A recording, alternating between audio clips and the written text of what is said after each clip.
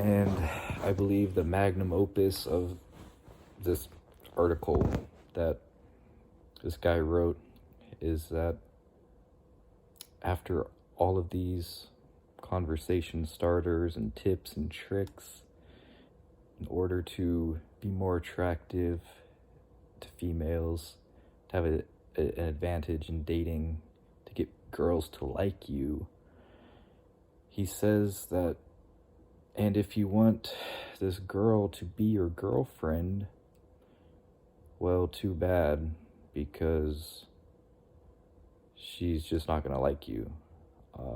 And there's nothing you can do about it. There is nothing you can change about it or yourself. That's just the way it is. It's very complicated. Understanding attraction is a complicated thing, and sometimes you're not attracted to someone, and it doesn't matter how you dress, what you do, what you look like, what you say, how you act. At the end of the day, if someone doesn't like you, then they don't like you. And it's time to pack up and move on, because that's how dating works. And you don't get to be mad about it. You don't get to be butthurt.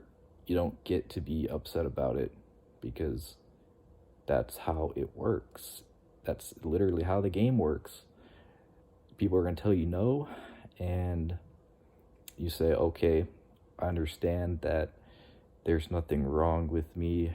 I understand that I'm not defective or unworthy, or I'm never going to find anyone. No one's ever going to like me. I understand that those things are not true, and that this particular person did not work out with me.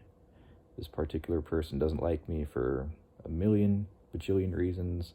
It doesn't really matter. If they don't feel a certain way, if they don't think about you in a certain way, then there's nothing you can really do to change that. And there's nothing wrong with being rejected. People are going to try to tell you that if you get rejected, you're not a man. That's not true, because everyone's been rejected.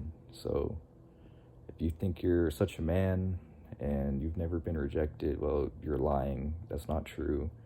Everyone gets rejected, and the people who are men are the people who take rejection, and they don't care about it. It doesn't hurt their feelings. They don't get upset about it, and they don't develop these coping mechanisms. They don't develop these ways of changing themselves to try to make themselves feel better about some sort of rejection.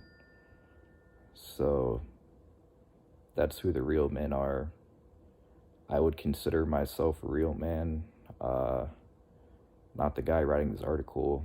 He doesn't really know what he's talking about.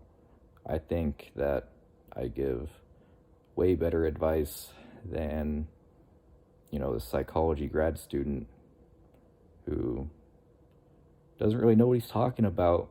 And I don't care what your education says. You don't understand how this works. So I have to explain it, and I don't know what else to say about it. You just kind of forget about it and move on to somebody else. And then I'm going to be way better off following those rules. And I'm also going to be way happier following those rules, because there's just no more point left in getting butthurt over a rejection, someone telling you no.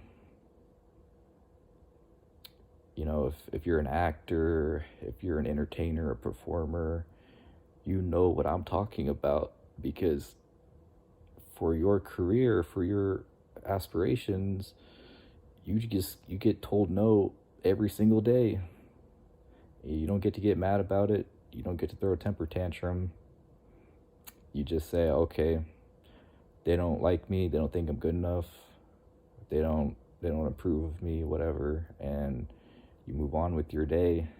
Because if you get upset, then you're just gonna you're not gonna succeed, because you don't want people to tell you no. You don't want people to tell you no, but the more times you hear no, the less painful it gets, and the more mature you have become, the more level-headed you have become, and in the long term, you're going to be a lot happier when you don't have these intense emotional reactions to being rejected or being told no. And that's basically all I have to say about this topic.